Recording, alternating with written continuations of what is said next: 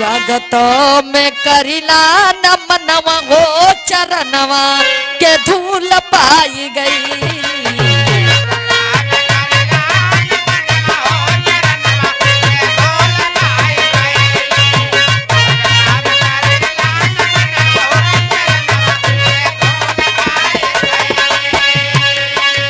धूल पाई गईली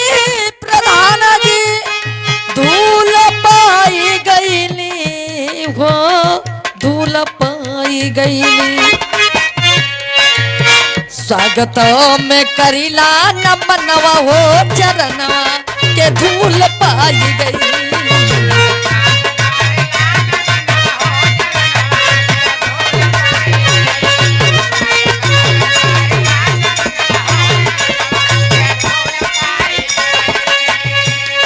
सबसे बढ़िया धन्यवाद केकर करत हई कि आज आप प्रधान हैं। ये समाज में के आपके लिए इलस पढ़ौलस लिखौलस संगरी पकड़ के चलौलस ओकरा के धन्यवाद करत रहे। धन्य वो बतारी जय मन लाल कैली पैदा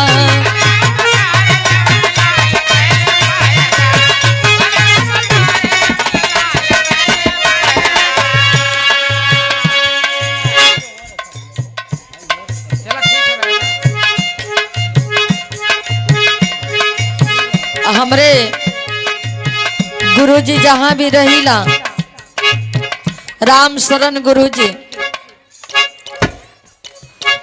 जमुना कवि का जौन के हम नहीं का गनवे गाइला जहां भी हमनी के जाइला जा मतारी बेटा वहां जाइला हमने दोनों लोगन के सम्मान करीला।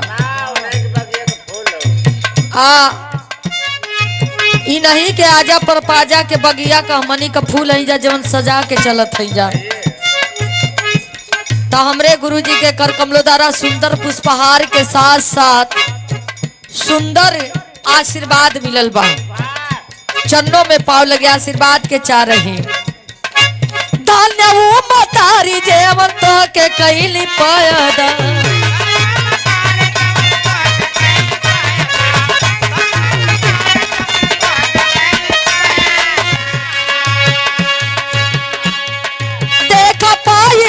राजनीति वाला कैदा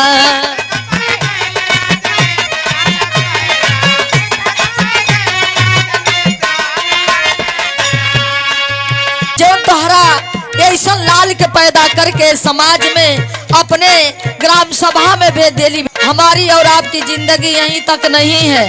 जो अपने समाज के लिए अपने गांव के लिए अपने जिंदगी को दांव पर लगा देता है सबसे लायक बेटा गांव का वही होता है। ये माई का बहुत गर्व हुई।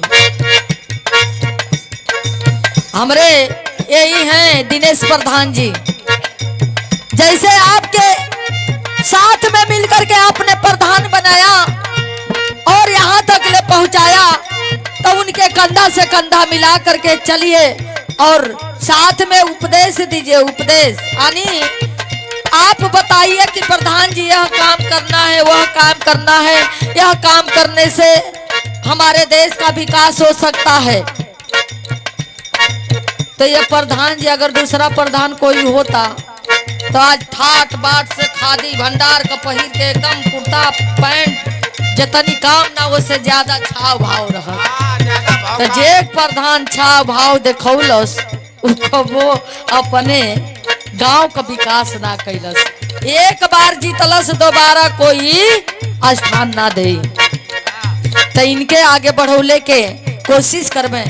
आई देखिए हमरे दिनेश प्रधान जी के कर कमलोदरा यह सुंदर पुष्पहार के साथ साथ लाखों रुपए का आशीर्वाद के रूप में और सूरदास जी के यह कुटिया पर दान के रूप में हम लोगों को दान किए। अन्य दान, कपड़ा दान, रुपया पैसा दान, सबसे बढ़िया कन्यादान होला ना गुरुजी।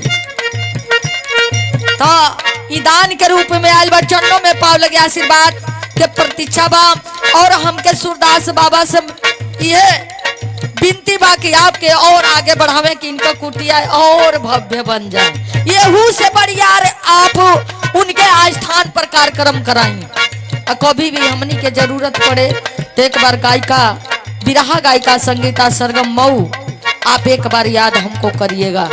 हम लोग देखिए समाज में चलते हैं, आप ही के चरण के धूल हैं, आप ही जैसे लोगों के चरण का धूल है जो कि हम लोगों को ऊंचा स्थान ऊंचा मंच दिया, कुछ बोलने कुछ समझाने कुछ कहने के लिए।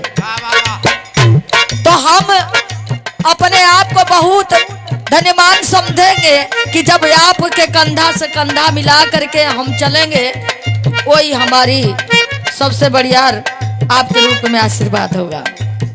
कहना बा मतारी जेवन तो के कैली पैदा,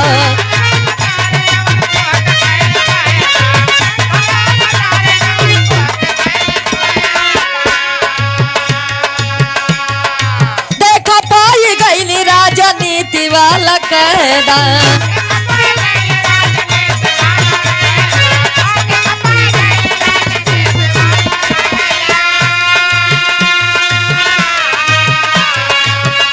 स्वागत में छुईला चरणवा,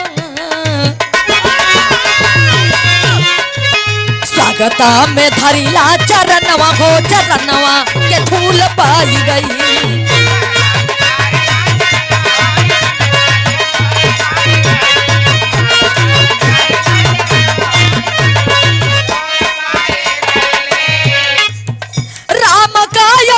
जैसे सेवरी निहारे,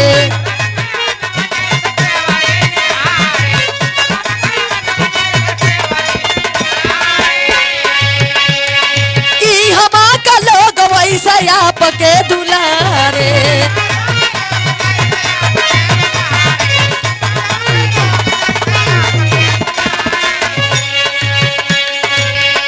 गुरुवर बिहारी गैला स्वर्ग के नगरिया,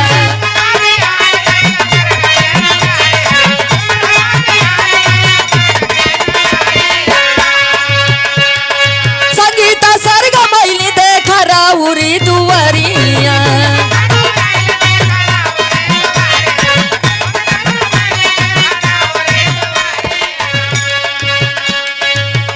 स्वागत में करिला